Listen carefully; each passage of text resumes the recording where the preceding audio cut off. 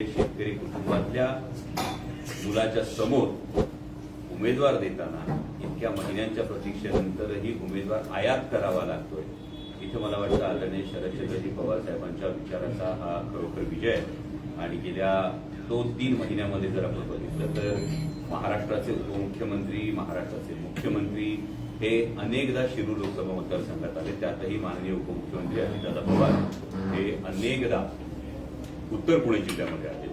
आणि आजही माननीय उपमुख्यमंत्री अजितदादा पवार यांनी जी काही स्तुतीसुमनं देशाचे पंतप्रधान माननीय नरेंद्रजी मोदी यांच्याबद्दल ही उधळत असताना माझ्या उत्तर पुणे जिल्ह्यातल्या कांदा उत्पादक शेतकऱ्याच्या जखमांवर मीठ चोळण्याचं काम हे अजितदादांनी केले. कारण मेट्रो असेल, हे एवढे मोठमोठे प्रोजेक्ट असताना आमच्या कांदा उत्पादक शेतकऱ्याची कांदा निर्यात बंदी उठवण्यासाठी नेमके महाराष्ट्र सरकारने काय प्रयत्न केले.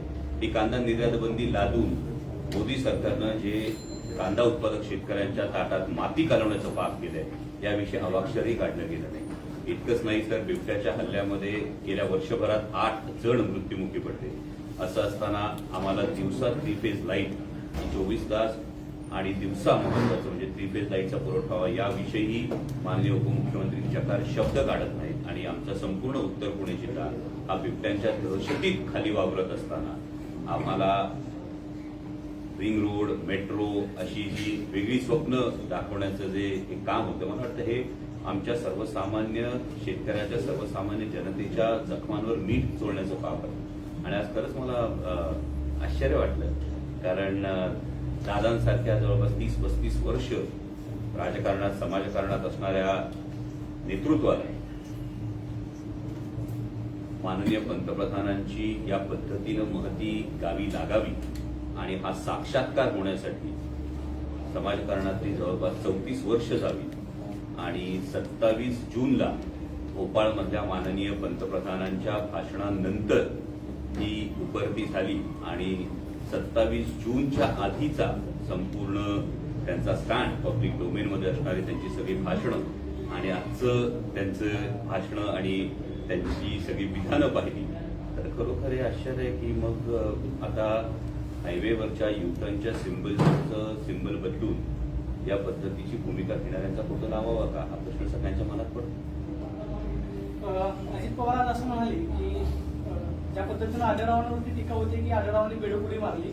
अजित पवार म्हणतात की अमोल कोल्हेंनी खरी बेडोकुडी मारलेली आहे. आधी ते शिवसेनेत होते, नंतर आमच्याकडे आले आणि मीच त्यांना उमेदवारी दिली. आता जर त्यांना बेडोकुडी मारायची असेल, आढळरावांची घरवापसी झालेली आहे, अमोल कोल्हेंना घरवापसी करायचं असेल तर मनसे किंवा शिवसेनेत जावं लागेल. मला असं वाटतं की 2019 मध्ये मला जी उमेदवारी दिली ती आदरणीय शरदचंद्रजी पवार साहेबांनी दिली. 2014 ते 2017 मी शिवसेनेमध्ये सक्रिय होतो. 2017 नंतर छत्रपती संभाजी महाराजांचा इतिहास हा 157 देशांमध्ये पोहोचावा यासाठी मी संपूर्ण, आपण सगळेजण याचे साक्षीदार आहात की त्यानंतर मी राजकीय व्यासपीठावरून पूर्णपणे अलिप्त होतो. आणि त्यानंतर आदरणीय पवार साहेबांनी मला ही राष्ट्रवादी काँग्रेस पक्षाची उमेदवारी दिली. ज्यांनी मला उमेदवारी दिली त्यांच्याच बरोबर मी संघर्षाच्या काळात उभा आहे. ज्यांनी मला ही संधी दिली, माझ्यासारख्या शेतकऱ्याच्या पोराला संसदेत पाठवलं, त्या आदरणीय पवार साहेबांना बरोबर मी ठामपणे उभा आहे. मला वाटतं याला निष्ठा असं म्हणतात आणि या निष्ठेला महाराष्ट्राच्या मातीमध्ये, महाराष्ट्राच्या माणसांच्या मनामध्ये अनन्यसाधारण असं महत्व आहे. दादा असंही म्हणाले की तुमच्या निवडणुकीचा खर्च त्यांनी काढला की 3 मतदारसंघाचा खर्च मी केलाय आणि 3चा वळसे पाटलांनी केलाय, अशी त्यांनी पुष्टी दिलेली आहे त्यांच्या. मी राष्ट्रवादी काँग्रेस पक्ष जो आदरणीय शरदचंद्रजी पवार साहेबांनी स्थापन केला त्या पक्षाचा उमेदवार होतो आणि नेता म्हणून जर हे कर्तव्य केलं असेल तर मला असं वाटतं त्यामध्ये काही वावगं नाही.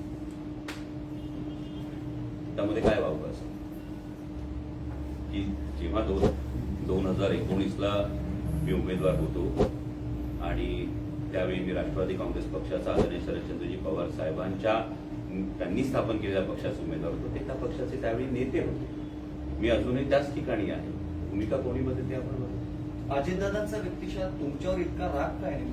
मला वाटतं ते जास्त प्रेम आहे. आणि कदाचित म्हणजे दादा खूप खरं बोलणारे नेते, शब्दाचे पक्के असं आपण म्हणतो. मग त्यांनी छातीवर हात ठेवून सांगावं की समजा जर मी इतरांप्रमाणे बेडुकुडी मारली असती तरी त्यांची हीच सगळी विधानं असती का. आज ते जे काही बोलले, जर मी त्यांच्यासोबत ही भूमिका राहण्याची भूमिका घेतली असती तर त्यांची हीच विधानं असती का? मग माणूस चुकला नाहीये, माणूस आहे तिथेच आहे, फक्त त्याने तुमच्या सोयीची भूमिका घेतली नाही. म्हणून जर टीका होत असेल, माझ्यासारख्या कुठली राजकीय पार्श्वभूमी नसलेला म्हणजे आम्ही फार सॉफ्ट टार्गेट असतो. म्हणजे आम्ही शेतकऱ्याची पोरं असतो, आम्हाला कुठली आमचा काका राजकारणात नसतो, आम्हाला कोणी सोन्याचा चमचा देऊन राजकारणात आणलेलं नसतं.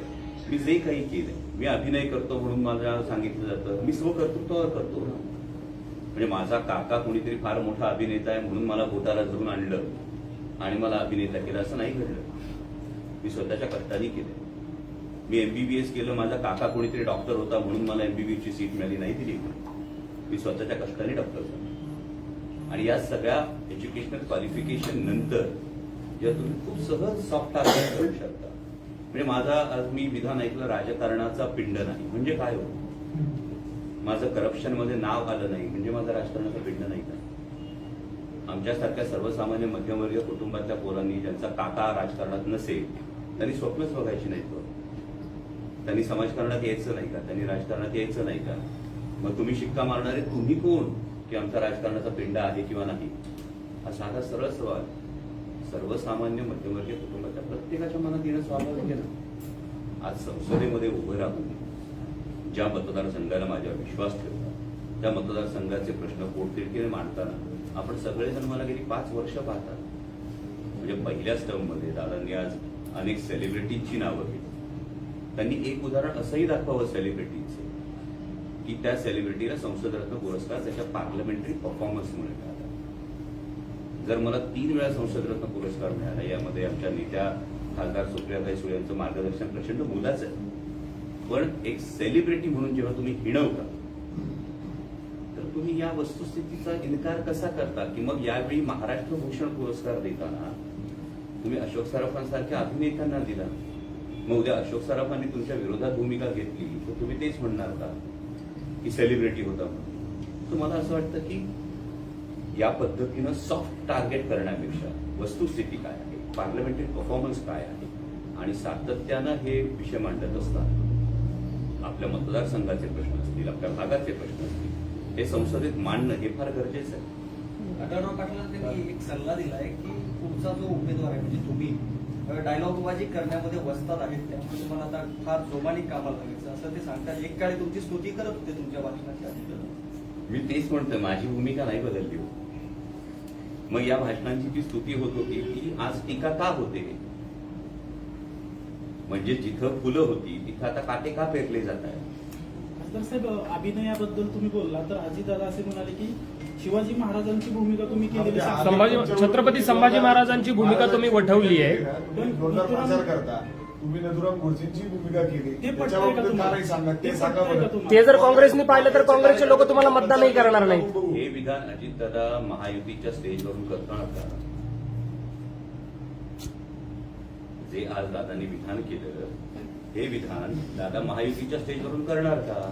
माननीय पंतप्रधान आणि माननीय गृहमंत्री यांच्या उपस्थितीत दादांनी ठामपणे शिवशाहू फुले आंबेडकरांच्या विचाराचा जो उद्धार केला, जो उपचार केला, ते करत असताना जी माझ्यावर टीका केली ही माननीय पंतप्रधान आणि माननीय गृहमंत्र्यांच्या उपस्थितीत करावी. दादाने चॅलेंज मग ती भूमिका मांडा. हे बघा, एखादं जर विधान केलं गेलं तर ते सोयीने केलं जाऊ.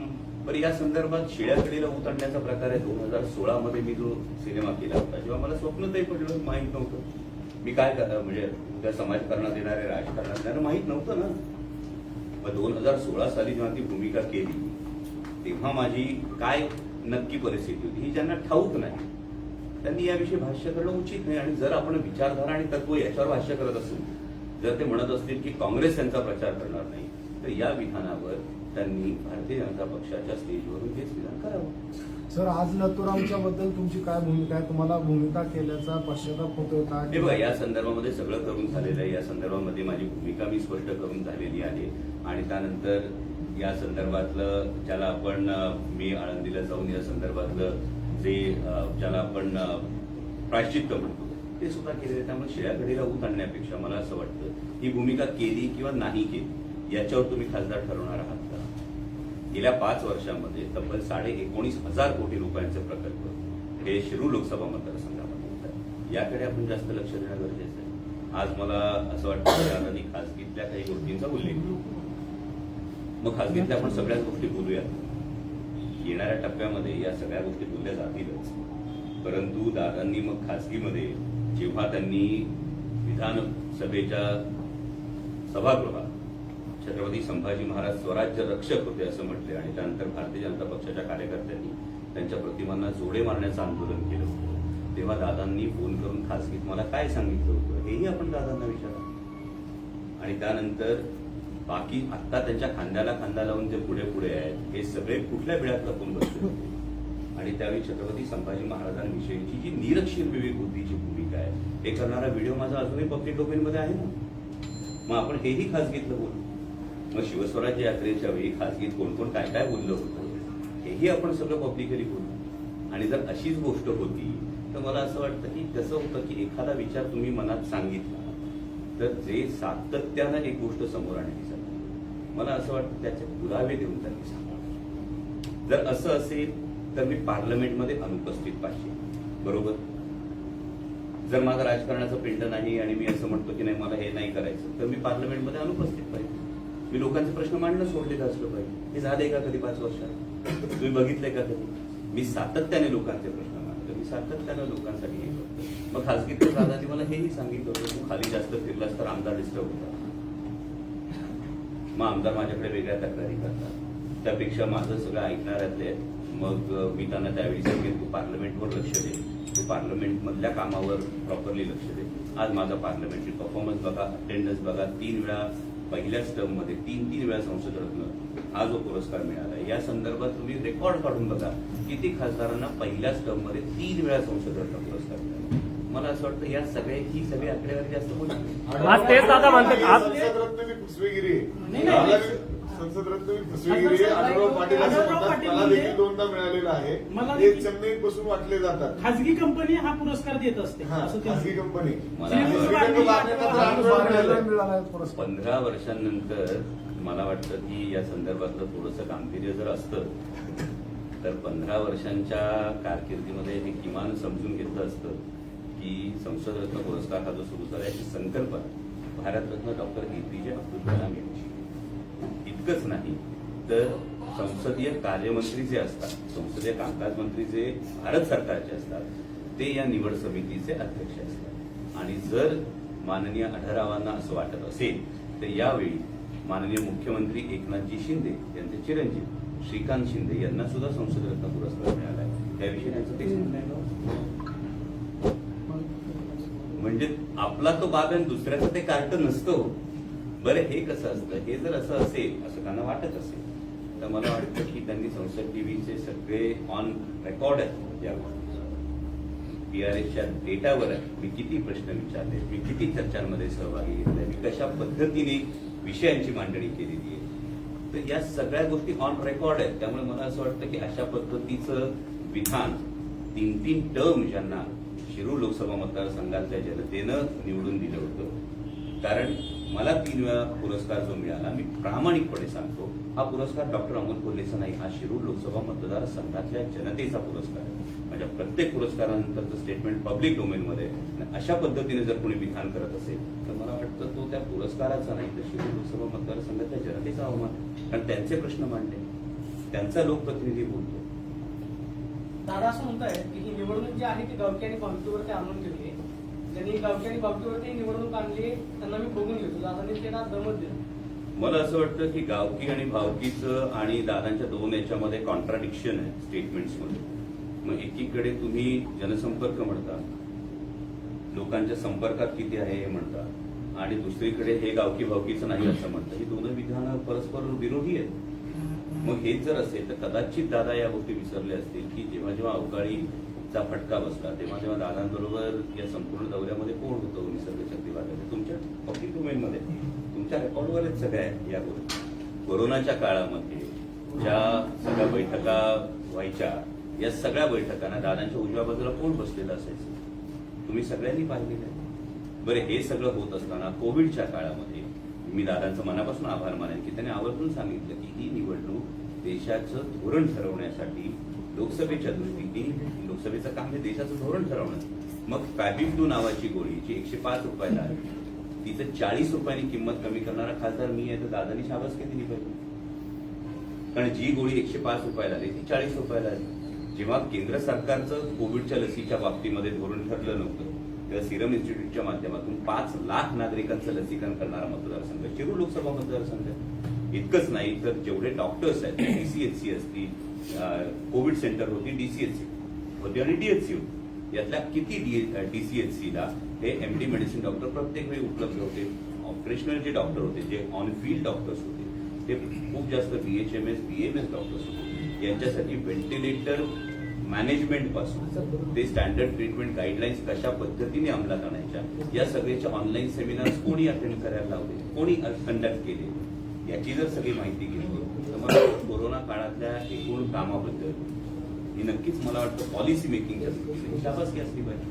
पोलिसात एकतर तुम्ही ठामपणे सांगताय की तुम्हाला संधी दिली ती पवार साहेबांनी संधी दिली, आणि एकीकडे दादा सांगतायत की नाही अमोल कोल्हेंना मी शोधून काढलं आणि मी त्यांना पुढे आणलं. तिथं काय याला जोडून दादा असे म्हणाले की मुंबईच्या घरी मी तुम्हाला त्यांनी बोलवून घेतलं, तुम्हाला उद्धव ठाकरेंचे फोन येत होते, तुमचा फोन देखील दादांनी काढून घेतला आणि दादांनी तुम्हाला उमेदवारी दिली. यामध्ये मग दादांनी हे सांगावं मी दिल्लीला कशाला गेलो. आणि मी प्रामाणिकपणे जेव्हा सांगतोय, पवार साहेबांनी ही दिलेली उमेदवारी शिरूर लोकसभा मतदारसंघामध्ये माझ्या मायबाप जनतेनं पवार साहेबांचा उमेदवार म्हणून मला आशीर्वाद दिला. आजही आदरणीय शरदचंद्रजी पवार साहेबांचं आमच्या एकूणच सगळ्या पुणे जिल्ह्यासाठी असणारं, महाराष्ट्रासाठी असणारं योगदान हे प्रत्येक जण जाणतं. आणि जर असं असेल तर मग आत्ताची परिस्थिती वाईट आहे. त्यावेळीची परिस्थिती बघा, 2019ला जेव्हा पवार साहेब पाठीशी होते, तेव्हा जर आपण हे विधान काही काळासाठी खरं मानलं तर त्यावेळी दादांमध्ये एवढी ही ताकद होती की ते बोलवून उमेदवारी देऊ शकत होते. आता मात्र त्याच दादांना दिल्लीच्या वाऱ्या कराव्या लागतात, नागपूरला काढाव्या लागतात.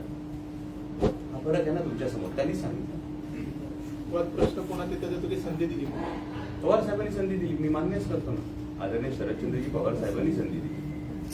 आढळराव पाटील ऍडजस्टमेंटल उमेदवार आहे असं म्हणता येईल 100%. कारण या पद्धतीनं फर्स्ट चॉईस असा काही एक प्रकार असतो आणि दुसरा प्रकार असतो आता नाईलाज असतो. तर ज्या पद्धतीनं तुम्ही गेल्या 2.5-3 महिन्यांमधली या सगळ्या घडामोडी बघताय, तर सर्वसामान्य जनतेमध्ये ही भावना आहे की नाईलाजास्तव आता ही उमेदवारी समोर आली आहे, अशी सर्वसामान्य जनतेची भावना आहे. आणि मी पुन्हा एकदा दादांचा आभार माने की दादांनी सर्वसामान्य जनतेला आज एक आवाहन केलं की 15 वर्षांचा परफॉर्मन्स बघा आणि 5 वर्षांचा परफॉर्मन्स बघा. 2004 ते 2019 शिरूर लोकसभा मतदारसंघामध्ये माझी आपल्या सर्वांना विनंती, एक आलेला मोठा प्रोजेक्ट आहे. 2004 ते 2019 एक मोठा प्रोजेक्ट हा शिरूर लोकसभा मतदारसंघामध्ये आला आहे का याची आपण तपासणी करा. 2019 ते 2024 मध्ये 2 वर्ष मधली कोविडच्या काळात गेल्यानंतर सुद्धा छत्रपती संभाजी महाराजांच्या समाधी स्थळाचा जो विकास असेल, त्यानंतर इंद्रायणी मेडिसिटी सारखी संकल्पना असेल, नॅशनल हायवेच्या माध्यमातून तब्बल 19,500 कोटी रुपयांचे प्रकल्प, ज्याच्या निविदा आता ऑन आहे, म्हणजे आचारसंहिता असल्यामुळे केवळ ते काम सुरू होत नाही.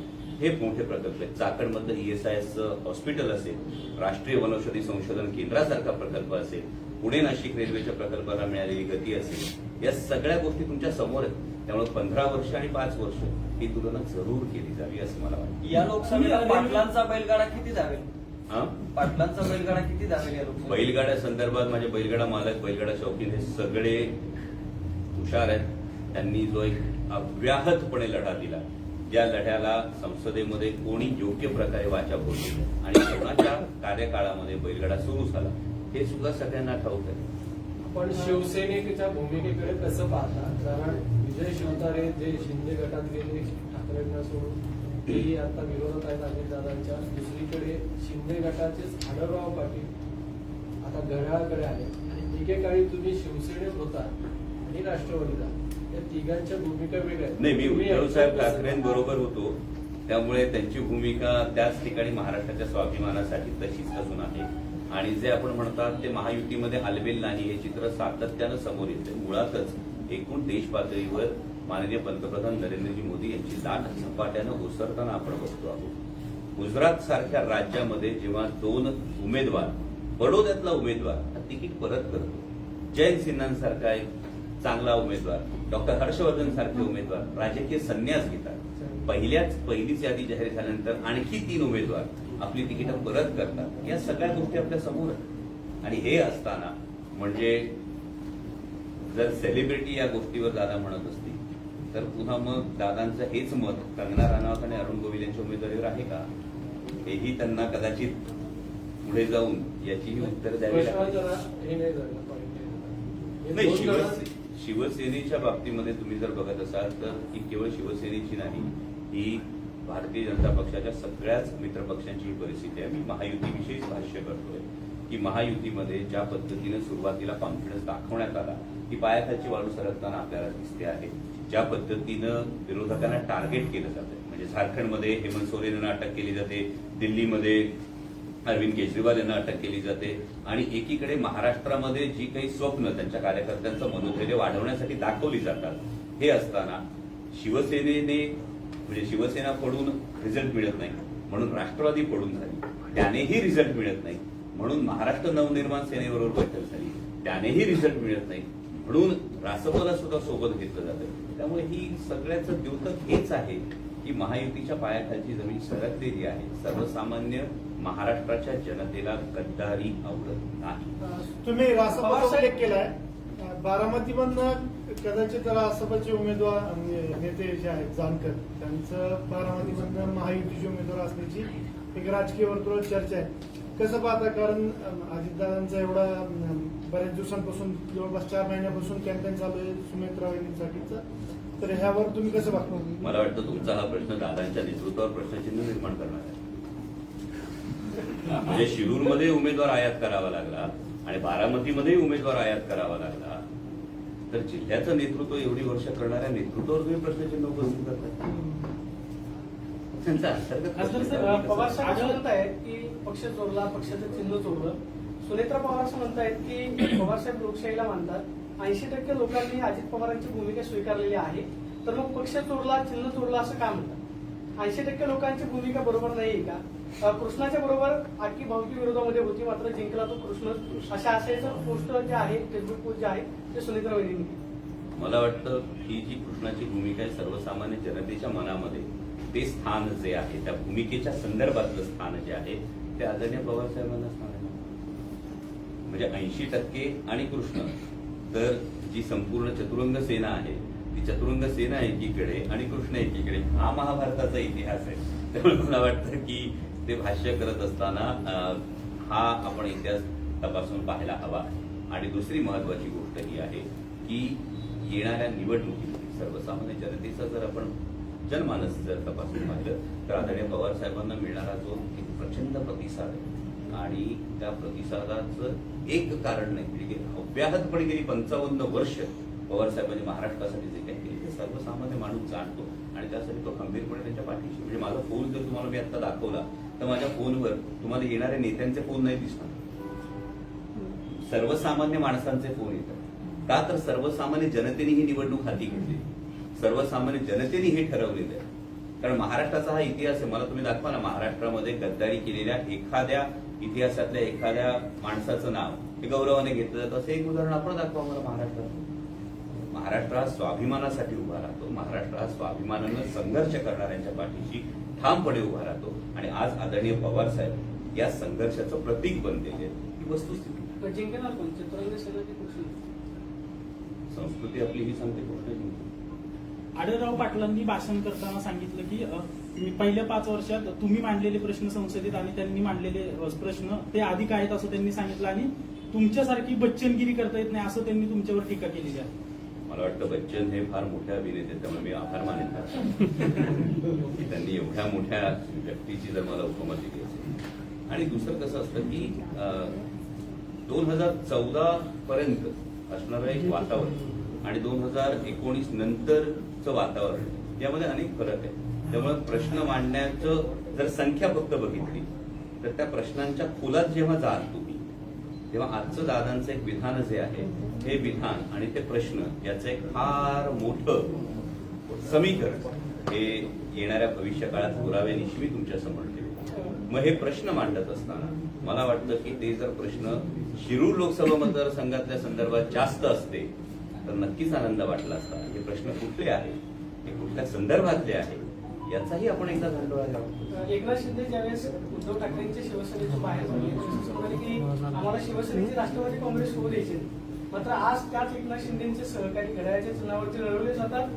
तिथं एक असं समीकरण आहे की फक्त शिवाजीराव आढळराव गेले, इतर माझे आमदार ते मात्र अजून शिवसेनेमध्ये आहेत, ते मात्र लवल आहे. म्हणजे की शिवाजीराव आढळराव राष्ट्रवादी काँग्रेसमध्ये जातात, शिवसेनेचे पदाधिकारी अजून शिवसेनेमध्येच आहेत. एकनाथ शिंदेना नावीलाजानं हा निर्णय घ्यावा लागेल, जागा सुटत नाही किंवा आपल्या सहकार्यानं घड्याळ्याच्या चिन्हावरती लढवावं लागते. आता शिवसेनेचे राष्ट्रवादी झाले की राष्ट्रवादीची शिवसेनामध्ये. मला वाटतं हा माननीय मुख्यमंत्र्यांचा हा अंतर्गत प्रश्न आहे. मी फक्त वस्तुस्थिती हीच सांगतो की ताकद आदरणीय शरदचंद्रजी पवार साहेबांच्या विचाराची आहे की एका साध्या मध्यमवर्गीय शेतकरी कुटुंबातल्या पोराला घेरण्यासाठी एवढ्या मोठ्या नेत्यांना ताकद लावावी लागते, तरी उमेदवार मिळत नाही, उमेदवार आयात करावा लागतो.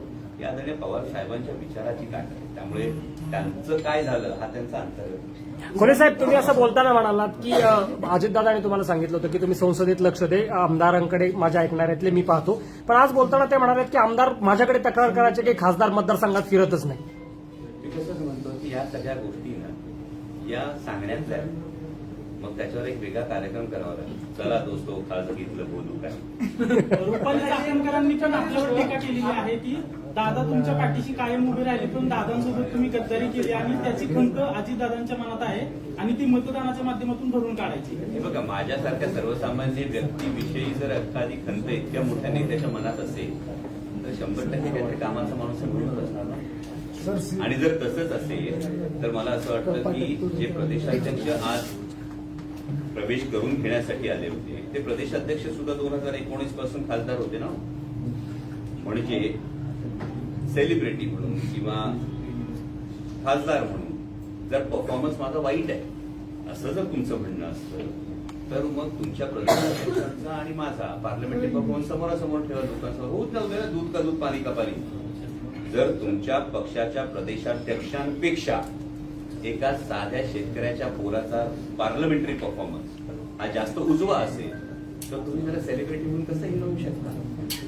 अजितदादा जर असे बोलत गेले तर तुम्ही जे म्हणाले माझ्याकडे भरपूर आहे, खासगीत बोललेले दादा माझ्याकडे भरपूर आहे, तर तुम्ही भविष्यात बोलणार का प्रचारात? हे बघा, हा एक संकेत कायम पाळला जावा की यामध्ये कोण खासगीत काय बोललं आणि ते बाहेर काढणं हे खरं तर योग्य नाही, उचित नाही. आपण या संदर्भामध्ये सर्वसामान्यांच्या प्रश्नांविषयी जास्त बोलणं गरजेचं.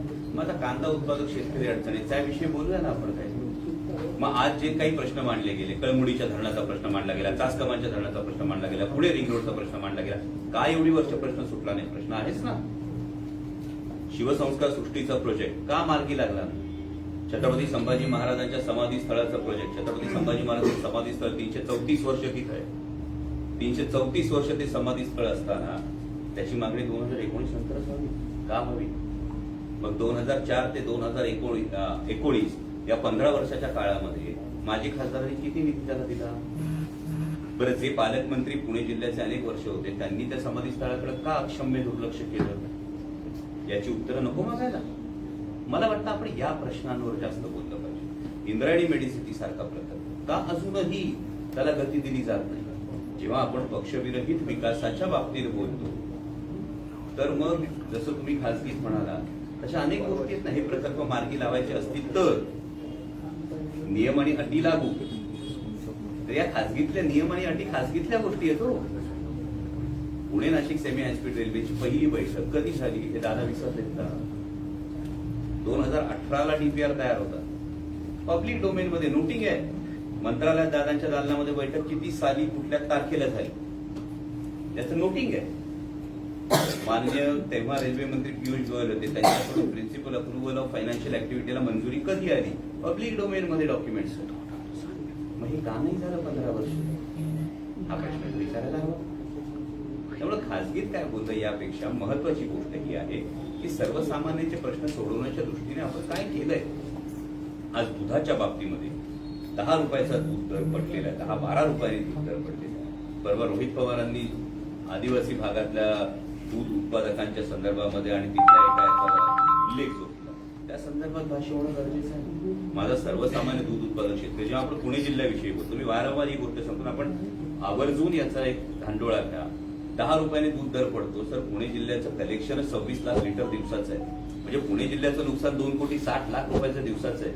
बरं, हे नुकसान सर्वसामान्य दूध उत्पादक शेतकऱ्याचं होतं ना. मग 2,60,00,000 दिवसाचं नुकसान, महिन्याचं नुकसान 80 कोटी, गेले 12 महिन्यात झालेलं नुकसान 960 कोटी. 960 कोटी रुपयांचं जे नुकसान आहे हे माझ्या दूध उत्पादक शेतकऱ्याचे. तुम्ही त्याला रोज स्लो पॉइझनिंग करत रोज त्याला पुरतरताय. आणि पुणे जिल्हा नियोजनचं बजेट 1,000 कोटी रुपयांचं आहे. तो आपण कुठल्या विकासाच्या गप्पा मारतो? त्यामुळे मला असं वाटतं हे सर्वसामान्यांचे प्रश्न आहे. माझा दुधाचा प्रश्न आहे, माझा कांद्याचा प्रश्न आहे, माझा बिबट्याचा प्रश्न आहे, शहरी भागातल्या नागरीकरणाचे हे प्रश्न आहे. तर हे इतकी वर्ष का मार्गी लागले नाहीत याचीही उत्तरं असायला हवी. पुणे रिंग रोडचा डीपीआर केव्हा होता? का एवढी वर्ष लागली? खेडचा विमानतळ कुणामुळे गेला? इंद्रायणी मेडिसिटी प्रकल्प केव्हा मांडला गेला होता? त्याला एवढी दिरंगाई का झाली?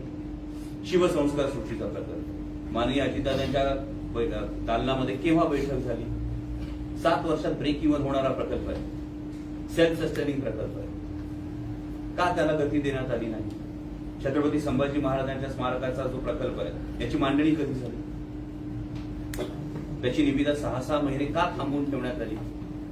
छत्रपती संभाजी महाराजांच्या विकास आराखड्याचं भूमिपूजन होत असताना कुठल्याही शिवशंभू भक्ताला ही किमान ही गोष्ट याची जाणीव असावी की आपण छत्रपती संभाजी महाराजांच्या समाधीस्थळावर जातोय आणि त्या ठिकाणी छत्रपती संभाजी महाराजांचा कुठेही उल्लेख साध्या फ्लेक्सवर पण नसावा. फक्त राजकीय त्याचा इव्हेंट व्हावा, हे प्रश्न जास्त महत्वाचे आहेत असं मला वाटतं. दादांना उमेदवार आयात करावा लागला आहे, पण तुमची किंवा पक्षातल्या इतर जे काही उमेदवार आहेत ते जागा वाटप होऊन उमेदवारी कधी जाईल? मला वाटतं हा प्रश्न आपण महायुतीला जास्त लवकर विचारला पाहिजे. कारण महाविकास आघाडीमध्ये या ज्या काही गोष्टी आहेत या गोष्टी अंतिम टप्प्यात आल्यात हेही आपल्याला दिसतं आणि आज उद्याकडे या गोष्टी आहेत. लोकसभा मतदारांचं आव्हान स्वीकारलं. मी फार साधा लहान कार्यकर्ता आहे. मी तुम्हाला तेच म्हणतो, आव्हान मोठ्यांनी द्यायचं असतं. आमच्यासारख्या सर्वसामान्य मध्यमवर्गीय पोरांनी लढायचं असतं. आव्हानं देण्याची कामं मोठ्या लोकांची असतात, मोठ्या नेत्यांची असतात. दादांच्या विरोधात लग्न, दादांच्या विरोधात लग्न. मी महाराष्ट्राच्या स्वाभिमानासाठी लढतो, मी माझ्या शेतकऱ्यांच्या प्रश्नासाठी लढतो. मी कोणाच्या विरोधात लढण्यासाठी नाही. ही लढाई शेतकऱ्याची कांदा निर्यात बंदी उठली पाहिजे, माझ्या बिबट्याचा प्रश्न सुटला पाहिजे, माझ्या तरुणांच्या रोजगाराचा प्रश्न सुटला पाहिजे, यासाठी लढतो. मी कुठं कुणाच्या विरोधात लढायला लागलो? डॉक्टर साहेब, ही लढाई आढळराव पाटलांच्या विरोधात जास्त आहे की अजितदादांच्या विरोधात? मला वाटतं ही लढाई महाराष्ट्राच्या स्वाभिमानाच्या विरोधात, जे कोणी ज्या शक्ती काम करतात आणि त्या पद्धतीनं गद्दारी केलेले एक टोळी करून स्वतःच्या स्वार्थासाठी महाराष्ट्राच्या प्रश्नांना बगल देतात, या सगळ्यांच्या विरोधात सर्वसामान्य महाराष्ट्राच्या जनतेची लढाई. खासदार साहेब, दादांचं आणि तुमचं जे खासगीत बोलणं झालं असं तुम्ही इशारा दिलाय, कदाचित त्यांच्या काही नेत्यांना जोगमोड सुद्धा होऊ शकते. ते सस्पेन्स कशाला ठेवता लगेच? काय बोलले? कारण दादांनी आज बरंचसं खासगीतलं सांगितलंय. दादांनी आज बरंचसं खासगीतलं बोललेच की दादा, तुम्हाला बोलायला काय हरकत आहे? त्याच वेळी दादांनी अजूनही सांगितलं अजून 40 दिवस बाकी आहे. मतदारसंघातील एक 40 दिवस बाकी आहे. एक आमदार सोडलं तर बाकी आमदार सगळे राष्ट्रवादी आणि भाजपमध्ये तुम्ही कसा सामना करणार? काय नाही, 19ला तेच होतं. 19ला एक पाचच होतं. आमदारांनी टेन्शन घ्यायचं. आमदारांनी टेन्शन घेण्याची गोष्ट आहे. हा तुमचा प्रश्न आमदारांनी टेन्शन घेण्याचा बाब आहे. कारण 2019ला 1-5च परिस्थिती होती. आता मी निवडणुकीला सामोरं जातोय, आत्ताही 1-5च आहे. 2019 नंतर 5-1 झाली, 2024 नंतर 5-1 जर झाली, मला टेन्शन असायला पाहिजे की बाकीच्यांना असलं पाहिजे? पण चॅलेंज आहे आमदारांना या सगळ्या. हे बघा, यामध्ये सर्वसामान्य जनतेचा प्रश्न आहे की कुठल्या आमदाराची निवडणूक नाहीच आहे, ही फक्त कुठल्या खासदाराची निवडणूक नाहीये. मी प्रामाणिकपणे तुम्हाला सांगतो की ज्या पद्धतीनं देशाचं राजकारण बदलतंय, देशाचं राजकारण ज्या टप्प्यावर आहे, मला सांगा ना, या सगळ्या भूमिका 27 जून पर्यंत काय होत्या? मग 27 जूनला असा काय चमत्कार घडला भोपाळमध्ये? त्यानंतर भूमिका बदलल्या गेल्या. झालंय की नाही झालं? महाविकास जनता बघते नाही. पण मग त्याच्या आधी 26 जून पर्यंतचं सगळ्यांचं म्हणणं वेगळं आहे, 27 जून नंतरचं भूमिका वेगळी आहे. या ज्या गोष्टी बदलल्या ते मायबाप जनता बघते किंवा जनता ठरवणार. मग या आमदारांनी कामं केलीत का? या आमदारांनी कामं केलीत का? तुम्ही म्हणताय की बिबट्याचा प्रश्न असला जुन्नरचा आहे किंवा इतर इंद्रायणीचा प्रश्न म्हटलं तर ते लाडगेंचा मतदारसंघातला येतो किंवा इतर प्रश्न पण त्यांनी मग प्रश्न सोडवले नाही असं मला वाटतं. असं म्हणायचं प्रश्न समोर आहेत ते मला दिसतंय. बिबट प्रजनन नियंत्रणाच्या संदर्भात मी DG फॉरेस्टला भेटल्यानंतर त्यांनी प्रस्ताव महाराष्ट्र सरकारकडून मागवला होता. यामध्ये जुन्नर फॉरेस्ट विभागानं प्रस्ताव दिला होता. त्यानंतर महाराष्ट्राचे नेते अनेकदा दिल्लीला गेले, पण बिबट प्रजनन नियंत्रणाचा प्रस्ताव मात्र दिल्लीला गेला नव्हता. मी आता माननीय मुख्यमंत्र्यांना पत्र लिहिलं, तोपर्यंत तरी गेलेला नव्हता.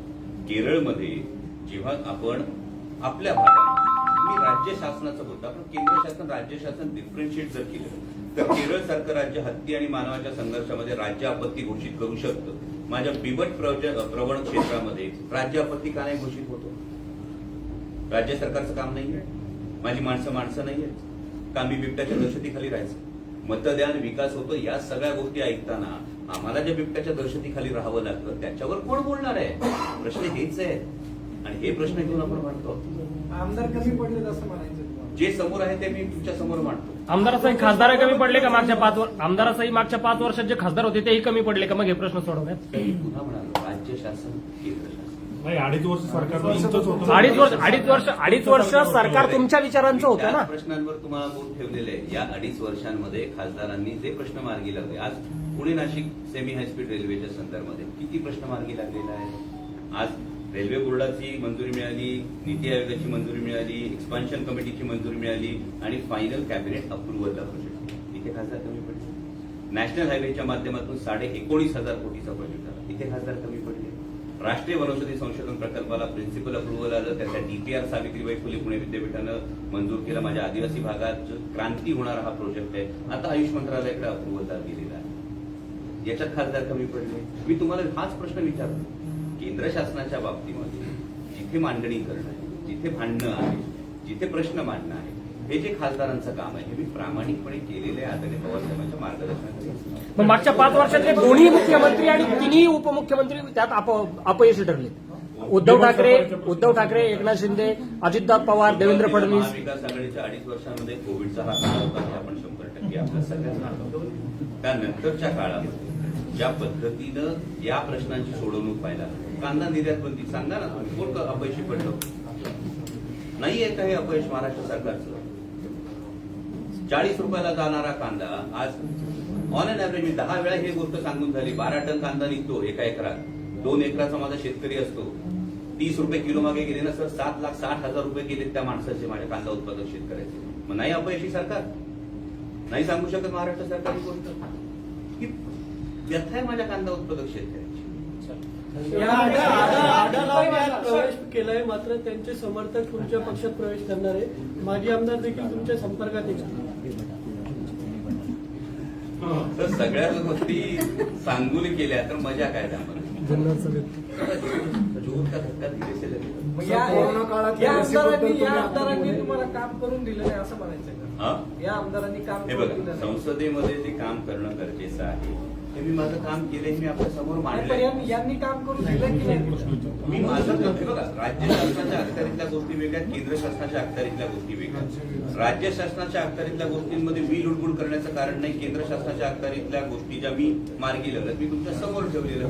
त्यामुळे यांनी करू दिलं की नाही, त्यांनी करू दिले की यापेक्षा माझी जी जबाबदारी होती मी योग्य पद्धतीने. शिरूरमध्ये तुतारी वाजणार का? मग शिरूरमध्ये तुतारी वाजणार आहे का? शिरूरमध्ये गळ्या चालणार की तुतारी वाजणार? तुतारी महाराष्ट्राच्या स्वाभिमानाची, शेतकऱ्यांच्या अस्मितेची, तरुणांच्या भविष्याची आहे आणि छत्रपती शिवाजी महाराजांचा हा आपला महाराष्ट्र आहे.